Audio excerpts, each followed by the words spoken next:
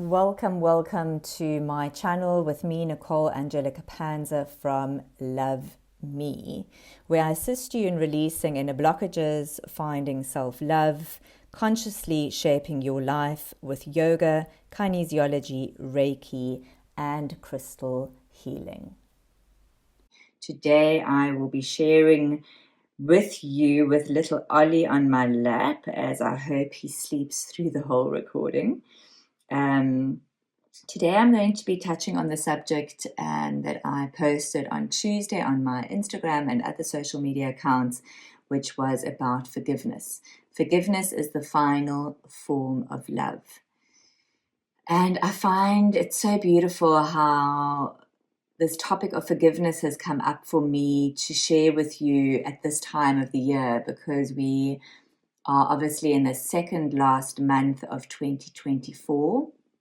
We are bringing the year to a close, and with bringing anything to a close, it's always a very good practice to reflect on what has happened, reflect on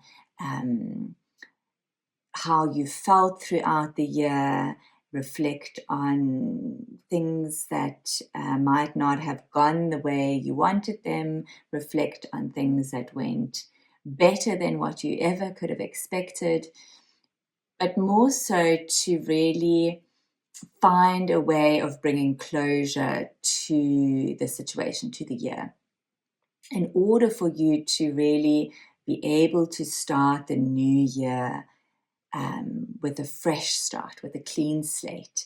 It's always nice to not drag anything over into the new year. So I pointed out some points with regards to forgiveness, which I thought were quite relevant.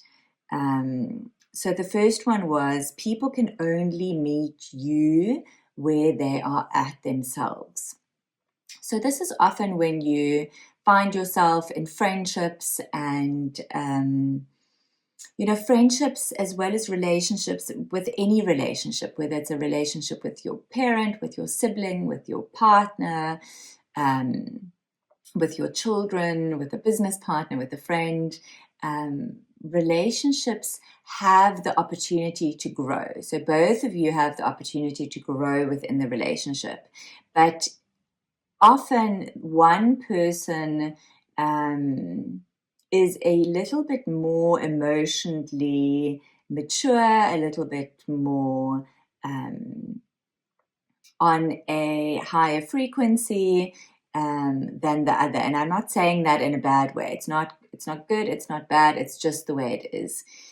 Some people work a little bit more on themselves. Some people are more occupied with other things, and that's okay. That's their journey, that's your journey, wherever you're at. But by saying that, that can obviously cause a drift between you. It can obviously cause a split within the friendship, within the relationship, because you now perhaps don't have the same interests anymore, or don't have the same viewpoint, which is also okay, because if we all had the same viewpoint and same interests, life on this planet would be boring. But it's very important for us to know when these rifts happen, and these arguments, and these relationship breakups, that it's only because you're no longer on the same frequency, only because you no longer share the same energy, only because maybe you can't meet the person where they want to be met at, or vice versa. So knowing that it's not about you, it's not something that you did wrong, it's just that the match isn't there anymore. And sometimes what can happen is that you go off, hopefully peacefully, parting peacefully, and if not, that's okay. That in a couple of years' times you bump into each other again, and you start laughing about what happened, or you start talking about what happened, and you realize how silly both of you were, and the friendship starts off again as if you'd never lost each other. So that's quite beautiful. The second point that I wanted to talk about was don't hold grudges, because holding grudges really does nothing for the other person that might have hurt you, because they're carrying on with their life. When we hold grudges and we hold them in our body. As I often say in my yoga classes, we hold memory in our muscle cells. And this memory is what ends up causing us to fall ill, ends up, we end up manifesting disease, dis-ease, because we're holding all this tension, all this maybe fear, all this anxiety and this grudge. What does it feel like when you have a grudge on somebody? Your whole body gets tightened and you get angry, and you just feeling into that makes me go pull my shoulders up. So it's much nicer for you to just feel and drop into the love for that person as a whole, not necessarily for their actions, but for the person as the person and who the person is. I can't find my words today.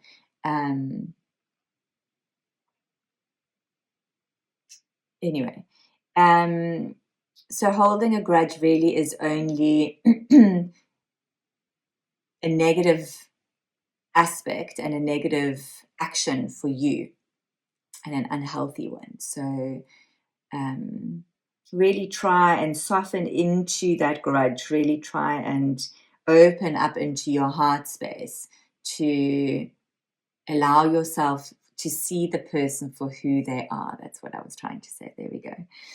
And then the last one was people can only hurt you when you allow them to. So as I said, this was one that I have been finding it quite difficult the past 2 years, I would say, because when you are a sensitive being, when you are a very emotionally sensitive being, and you carry your heart on your sleeve or heart on your shoulders, I never get those quotes right, then you always see the best in a person. You always see the best in a person. You always want the best for a person or a situation. And then when something happens and you get hurt because of somebody else's action or words or whatever, it is because you have this vision of the greater good of all, but not everybody shares that with you. Once again, we get back to point number 1. People can only meet you where you are at. So Murphy's Law, yesterday I was scrolling through Instagram and this quote kept on popping up twice. And then last night again, and I was like, what is this about? And usually I save these things. And then this morning I woke up and I was like, oh my gosh, what a perfect quote to use for the share. And I can never remember quotes word for word, and nor jokes. And the quote was something about not taking anything in life personally. And that is so true to point number 3. People can only hurt you when you allow them to, when you allow yourself to take their actions personally. And that for me was such a wow thing this morning. And it was like, so many people have always said to me over the years, don't take it so personally. It's not personal. And because I'm so personal, and because I do take everything so personally, it has been a very difficult thing to get my head around. So when I saw this quote, it's like when you are ready to learn, the teacher appears when you're ready to learn, or when you're ready to learn, the teacher appears. Another quote. It really is that, is not to take anything personally. Really try to drop into your heart space and really just see it for what it is, being very black and white in the situation, I don't really want to say, but maybe yes, being quite, it is what it is. Let's move on. Let's try and find forgiveness for the situation, find forgiveness for what happened, especially if it really hurt you and if it's maybe causing a rift between two people, or even a community, and move on from that. And then before I end off this sharing, I wanted to leave you with a beautiful exercise that I do. It's actually a Hawaiian exercise called the Ho'oponopono, and you repeat the words, I'm sorry, please forgive me, I love you, thank you. And what I like to share with my clients and teach my clients is to have a quiet moment at home. You can light a candle, you can light some incense, and you can find a nice comfortable space where you will be left alone, or let your family know that you're doing an exercise that you need some privacy for. And then you visualize yourself sitting in a space, and you visualize that you ask the situation to come forward in your visualization, or the person, and then you visualize them stepping up on a stage, and you stand in front of them and you are on the stage with them.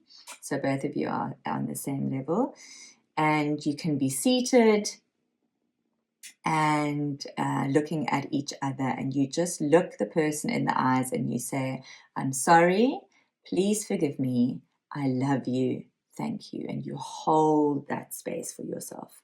I'm sorry, please forgive me, I love you, thank you. And from doing that, a whole lot of things could happen, and a whole lot of nothing can happen. So what can happen is that the person can get up in your visualization and have a tantrum and start screaming at you, and you just hold your peace. You just stay in your power. I'm sorry, please forgive me, I love you, thank you. You can even put a blue bubble of protection, Archangel Michael, around you if you want to, if the situation is a little bit more severe. And then what can also happen is that the person in front of you starts to soften. And you both start to soften. And what can even happen is that the person will get up and give you a hug and apologize, or the person will get up and remove themselves from the stage, from the chair, from the situation, and you start seeing them walking off until they're gone, and you keep on saying it. I'm sorry, please forgive me, I love you, thank you. I'm sorry, please forgive me, I love you, thank you. And you can use this for a situation as well.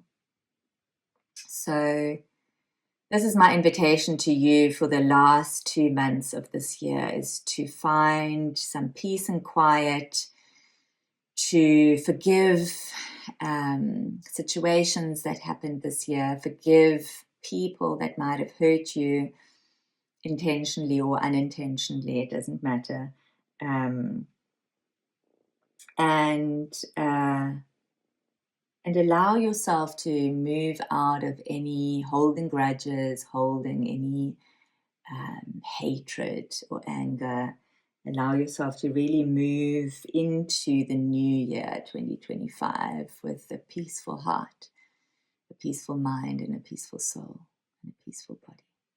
Just like this little kitty sleeping on my lap, being all peaceful now.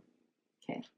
Sending you all so much love. Let me know how the exercise went for you. Let me know how forgiveness, how you deal with forgiveness. And if you have any other tips and tricks that you want to share with everybody, please comment down below. Thank you so much. Please subscribe and share with others if you find this sharing helpful. It's always so nice to be able to help more people. So sending all my love, and have a beautiful day further.